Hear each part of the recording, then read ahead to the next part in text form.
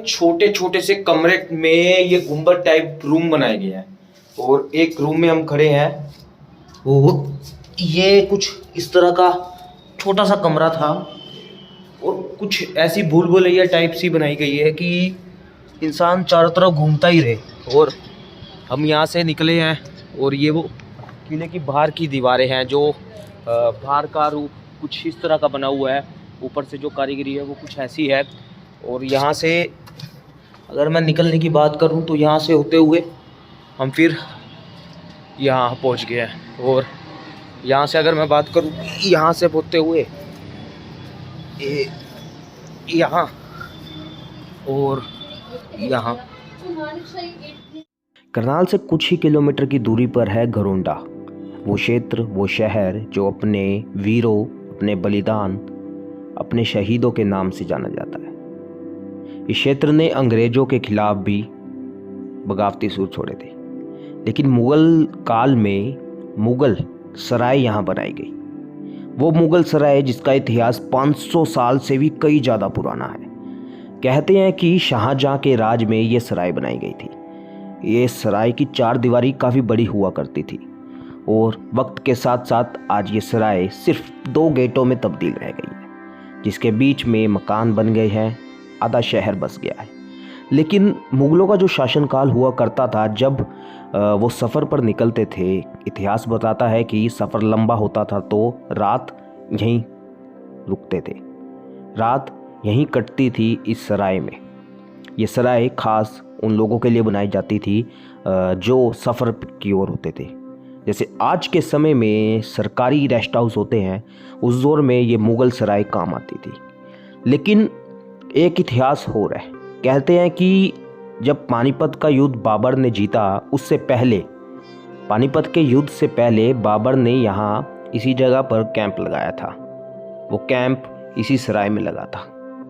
बाबर की जब जीत हुई, उसने दिल्ली को फतेह किया और दिल्ली में मुगलों का राज हुआ। लेकिन आज इसके हालात कैसे हैं?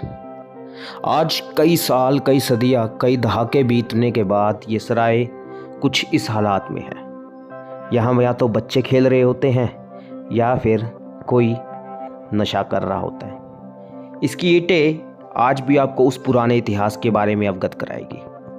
ये देखने को कुछ आपको भूल भुलैया जैसी लगेगी। जब आप इसके अंदर प्रवेश करेंगे, आप इसको देखेंगे, इसकी कलाकारी देखेंगे, इसकी कलाकारी आपको खो जाने में मजबूर कर देगी। हालांकि वक्त के साथ साथ ये सराय थोड़ी थोड़ी लुप्त होने की कगार पर है, क्योंकि इसका रख रखाव नहीं हो रहा। लेकिन वो दौर कैसा होता होगा जब उस दौर में जब यहाँ यात्री रुकते होंगे, वो दौर, वो समय, वो कैसा हुआ करता था जब यहाँ यात्री शरण लेते थे। हालांकि वक्त और शासन दोनों बदल चुके हैं। मुगलों का शासनकाल खत्म हो चुका है, लेकिन एक इतिहास हो रहा है। वो इतिहास अंग्रेजों के शासनकाल का है। अंग्रेजों के शासन के समय इस सराय को गदर के समय स्वतंत्रता सेनानियों को वहां से निकालने के लिए ध्वस्त किया गया था और इसकी ईंटों को रेलवे लाइन पर रोड़ी के रूप में तोड़कर बिछा दिया गया था। अब एक और बात, कहते हैं कि इसके जो 2 बड़े बड़े गेट हैं, उन्हें मामा और भांजा के नाम से भी जाना जाता है। लेकिन इतिहास पूरा क्या है, ये कम ही लोग जानते हैं, क्योंकि वक्त के साथ साथ ये मुगल सराय कई राज अपने अंदर समाये हुए हैं और ये कब तक जिंदा रहेगी, कब तक देखने को मिलेगी, ये वक्त ही जाने। क्योंकि वक्त और समय के साथ साथ इसके हालात वैसे के वैसे ही है। हालांकि 1947 के बंटवारे के दौरान जो लोग बंटवारे की मार झेलकर आए थे, उनमें से काफ़ी लोग इस क्षेत्र में, इस सराय के आसपास जाके बसे। तो ये वो मुगल सराय है जो मुगल काल में बनी हुई है।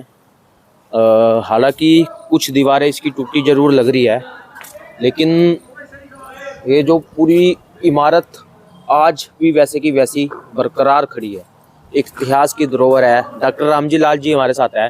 सर, आप इसे देखकर कैसा महसूस कर रहे हैं, क्योंकि कुछ ही ऐसी चीज़ें हैं जो बची है आज के समय में? सराय का मतलब अंग्रेजी भाषा में रेस्ट हाउस से होता है। ये जो मुगल सराय का जहाँ मैं खड़ा हूँ, इसका चित्र जो है ये एक गुंबद है। ये जो गुंबद है इसकी 3 मंजिल गुंबद का है ये, और ईंटें जो इसकी ओरिजिनल तौर पर ये जो मुगल सराय बनाई गई थी, इसको किला भी बोलते हैं। ये जो बिल्डिंग है ये मुगल बादशाहों के द्वारा बनाई गई थी और इसका निर्माण 1637 में, सन 1637 में फिरोज खान ने किया था, और शाहजहां जो हिंदुस्तान के बादशाह थे उन्होंने ये निर्देश दिया था इस बिल्डिंग को बनाने का। इसका नाम है मुगल सराय, यानी मुगलों का बनाया गया रेस्ट हाउस। दूसरी बात जिसके बारे में इतिहासकारों का कहना है, या इतिहास की जानकारी जो हमारे पास है, ये 2 इसके दरवाजे हैं, एक साउथ में और एक नॉर्थ में। दोनों में 100 गज का फ़र्क है जहाँ हम देख रहे हैं यहाँ से। और बिल्डिंग का ये जो सामने है, ये हमारे सामने गुंबद है। ईंटें हैं, ये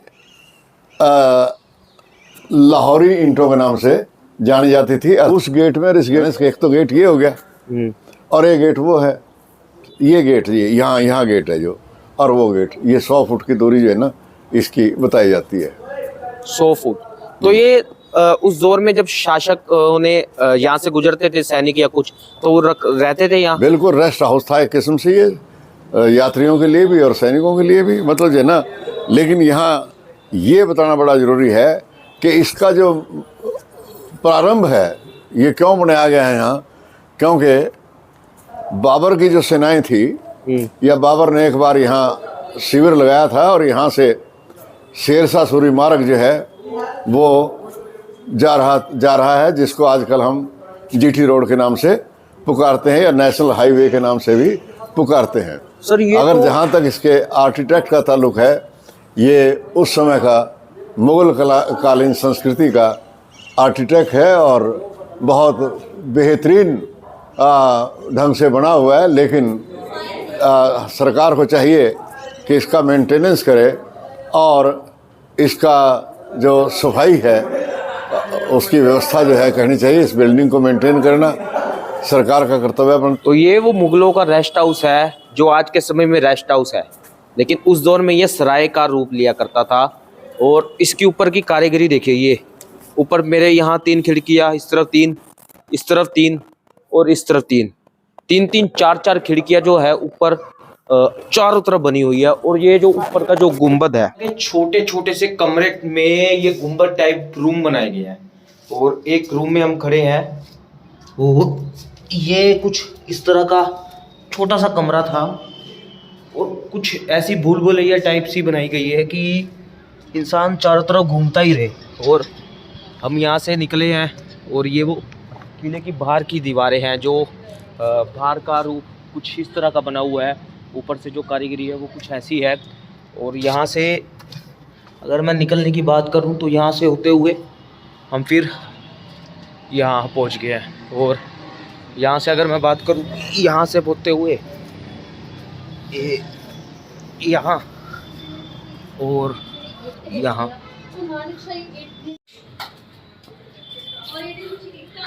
कितनी ऊपर जाने का रास्ता भैया? अच्छा,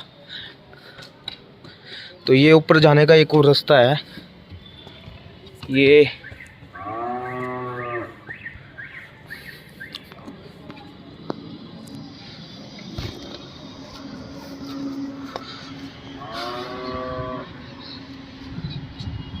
ये वो छत है जहाँ से जो शहर है पूरा घरोंडा, वो शहर घरोंडा दिख रहा है। कितने टाइम से आप यहाँ रह रहे हो, कि कब से देख रहे हो ये किला? मैं 16 साल का हो गया हूँ। 16 साल का।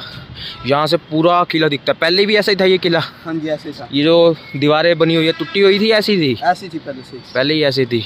एक वो सामने भी किला है। वो कौन सा किला है? वो भी सेम है? हाँ, ऐसा सही है, वो बड़ा है इससे। ये वो निचला हिस्सा है जो नीचे की तरफ हमने बताया था कि गुंबद, जो गुंबद का हिस्सा है वो ऊपर की तरफ कुछ ऐसे बनाया गया जिस तरह से जो नीचे का आकार था वो नीचे का आकार ऊपर उठे हुआ था। और ये एक ऊपर का रूम छोटा सा जो कमरे टाइप का बना हुआ है, और इस तरफ से भी आने का रास्ता है, और ये रास्ता है दोबारा सीढ़ियों से किले के तरफ नीचे जाने का। और ये छोटी छोटी सीढ़ियाँ बनी हुई है फ़िलहाल, जहाँ से आप ऊपर आ सकते हैं। हालांकि साइड में कुछ नहीं है, थोड़ा ख्याल ज़रूर रखना पड़ता है। और ये वो कमरे हैं छोटे छोटे, इन रोशनदानों के माध्यम से रोशनी अंदर आती है, किले में हवा प्रवेश करती है, और इसी वजह से जो है ना किला ठंडा रहता है, और ठंडी हवा ठंडी में भी चल रही है। और कुछ इस तरह की, हालांकि इसका रखरखाव की मैं बात करूं, ये थोड़ी सी लग रही है कि इसकी हालत थोड़ी सी खस्ता है, क्योंकि काफ़ी साल हो गए हैं। कहते हैं कि बाबर ने उस ज़माने में यहाँ पर शिविर लगाया था। बाबर की सल्तनत शुरू हुई थी, मुग़ल एम्पायर बाबर से शुरू हुआ था इंडिया में, भारत में। और बाबर के बाद कई शासक आए, कई मुग़ल शासकों ने यहाँ राज किया। अब ये कारीगरी देखो, ज़मीन पे ही कुछ ना कुछ किसी ने खोद के या लिख के बनाया हुआ है, और फ़िलहाल वही चल रहा है। और ये सारा वो किले का हिस्सा है। सबसे बड़ी बात कि इस किले को जिसने बनाया होगा उसने डिज़ाइन किस तरह से किया होगा। ये छोटा सा किला, क्योंकि इसे मैं किला इसलिए कह रहा हूँ, ये लकड़ी इसे संभाले हुए है, और ये यहाँ भी इस लकड़ी के माध्यम से। अब इन ईंटों को देख के ये नहीं पता लग रहा कि यहाँ से ऊपर जाने का रास्ता था या नहीं, क्योंकि ये डिज़ाइन कुछ ऐसा बना हुआ है। अब ये समझ नहीं आ रही, क्योंकि ये पूरी मिट्टी से इकट्ठी बनी हुई है, जैसे प्लस्तर होता है ना, आज के टाइम में प्लस्तर किया जाता है, उस समय में शायद ऐसा कोई मिट्टी से प्लस्तर किया जाता होगा, और ईंटों के ऊपर ऐसा कुछ प्लस्तर किया गया, जिसके बाद जो ये इसका डिज़ाइन है कुछ ऐसे बना हुआ है चारों तरफ। और ये मधुमक्खी के छत्ते भी बने हुए हैं। और इस किले की अगर मैं बात करूँ, इतिहास की बात करूँ, तो कई सौ साल पुराना ये किला आज भी अपनी पहचान को बरकरार रखे हुए है, और कब तक रखेगा ये कहना मुश्किल है। ये इस इमारत के बाहर का दृश्य है, और ये साइडों में जो है घास उगी पड़ी है, और ये ईंटें फ़िलहाल ये ईंटें कुछ इस तरह से निकल भी रही है साइडों में। लेकिन ये देखो किस तरह से ये बिल्कुल सीधी खड़ी है, बिल्कुल सीधी एक इमारत खड़ी है, और कारीगरी की गई है अलग अलग तरीके से। सर आप बता रहे हैं ये एक ही था किला, कैसा था? ये तो हमें भी देखा ही कैसे बताते कैसे थे? बताते 4 दीवारी होती थी इसकी, चार दीवारी थी, चार दीवारी थी इसकी, जैसे पूरा एक करनाल की किला। करनाल की 4 दीवारी नजर आती है अब। करनाल की भी 4 दीवारी थी। हाँ, पानीपत वाले की 4 दीवारी भी थी। तो ये खत्म कैसे हुआ? ये खत्म 2 बट्टा कैसे? मार काट के टाइम छिड़े हुए थे, ये जो उस टाइम लड़ाई दंगे में उस टाइम, फिर उस टाइम तो आराम से तोड़ते रहते आदमी। नाम है आपका? मेरा नाम अमरजीत है। कितने टाइम से देख रहे हो आप ये? ਮੈਨੂੰ तो बहुत टाइम हो गया, मैं ਇੱਥੇ ਪੜ੍ਹਦਾ ਵੀ ਆ ਸਕੂਲੇ। ਅਸੀਂ ਜਦੋਂ ਛੋਟੇ ਛੋਟੇ ਹੈ ਨਾ ਉਦੋਂ ਤੋਂ ਦੇਖ ਰਹੇ ਹਾਂ। सुरंग बताते रहे आप, एक सुरंग बता रहे थे। ਹਾਂਜੀ ਪਹਿਲਾਂ ਦੱਸਦੇ ਨੇ ਵੀ ਇਹਦੀ ਸੁਰੰਗ ਹੀ ਇਸ ਕਿਲੇ ਚੋਂ ਪਰਲੀ ਤਰਫ ਨਾ ਰਸਤਾ ਬਣਿਆ ਸੀ ਥੱਲੇ। ਹੁਣ ਦੇਖਿਆ ਜਾਏ ਤੇ ਰਕਬਾ ਬਹੁਤ ਦੂਰ ਦੂਰ ਤੱਕ ਹੈ। कितना? ਜਿਵੇਂ ਹੁਣ ਬਣਿਆ ਹੋਇਆ ਨਾ ਇਹਨਾਂ ਦੇ ਕਈ ਵਾਰ मकाना के नोटिस भी आ चुके हैं, लेकिन उठ भी आनी ना दुकाना टैग। अच्छा, ये सारे पार्टीशन के बाद लोग की बसेरी आ गए। हाँ जी। ये उस किले की दूसरी इमारत है, बिल्कुल हूबहू उसकी कॉपी है, बिल्कुल वैसे ही है जिस तरह की उसकी एंट्रेंस थी, उसका बाहर का हिस्सा था वैसा ही बना हुआ है, और वैसे ही कमरे और सारा कुछ वैसे ही बना हुआ है। लेकिन एक बड़ी अजीब कहानी पता लगी है, एक बड़ी अजीब बात पता ये लगी है कि कहते हैं कि 1947 से पहले का जो दौर था, जब अंग्रेज़ों का शासन भारत में हुआ करता था, यहाँ पर एक इतिहास भी लगा हुआ है, इतिहास का बोर्ड, जिस पे लिखा गया है कि उस दौर में इस किले को ढाया गया, जो इसकी ईंटें हैं उसको रेलगाड़ियों के आगे जो है पटरी पर फेंक दी गई, और जो इस किले को ढाने का कारण ये था कि स्वतंत्रता सेनानी यहाँ इकट्ठा हुआ करते थे। और सबसे बड़ी बात कहते हैं कि 1947 के बाद ये किला ख़त्म होता गया। इसकी जो 4 दीवारी थी वो काफ़ी एकड़ में थी, काफ़ी बड़ी थी। और 1947 के बाद जो पार्टीशन की मार झेल कर आए लोग, शरणार्थियों को सरकार ने कहीं ना कहीं तो रखना ही था, तो कुछ यहाँ रह गए, कुछ कहीं जाके बसे, तो ऐसे ही ये चीज़ें ख़त्म होती गई। और अब ये 2 अलग अलग बिल्डिंगें बची है इतिहास की, वो पुरानी धरोहर है, लेकिन जो बीच में है वो घर, मकान, दुकानें बन चुकी है। और कहते हैं कि एक सुरंग भी हुआ करती थी, लेकिन एक बोर्ड दिखाता हूँ इतिहास का, जहाँ पर इतिहास के बारे में लिखा हुआ है। ये एक बोर्ड है जिस पर इसकी इतिहास के बारे में लिखा हुआ है। ये मुग़ल सराय है, मुख्य द्वार। यह सराय दिल्ली लाहौर मुग़ल बादशाही मार्ग पर यात्रियों और काफिलों का विश्राम स्थल है कि ब्रिटिश शासनकाल में इस सराय को गदर के समय स्वतंत्रता सेनानियों को वहां से निकालने के लिए ध्वस्त किया गया था। इस सराय के ये 2 भव्य 3 मंजिल मुख्य द्वार मामा एवं भांजा नाम के व्यक्तियों ने बिना एक दूसरे के परामर्श लिए बनवाया था। गली तक गेट पहले पीछे तक सी। और ये जो रास्ता है ये कहाँ जा रहा है? काट के छोटा का छटा सारा। ये रास्ता का है, नेशनल हाईवे जा रहा है। हाँ, ये सीधा मेन रोड हाईवे पे। लेकिन ये देखो ना, इमारत कितनी सुंदर पवे लगती भी है, किस तरह का नज़ारा है। और ये जो सूरज की रोशनी पैंती चमक पैंती है ना। और सिर्फ ये दरवाजे ही बचे हैं। हाँ जी, हाँ जी। और इन दरवाज़ों के साथ मुझे नहीं लगता कि अगली से अगली तीसरी पीढ़ी शायद कुछ चीज़ें देख पाए।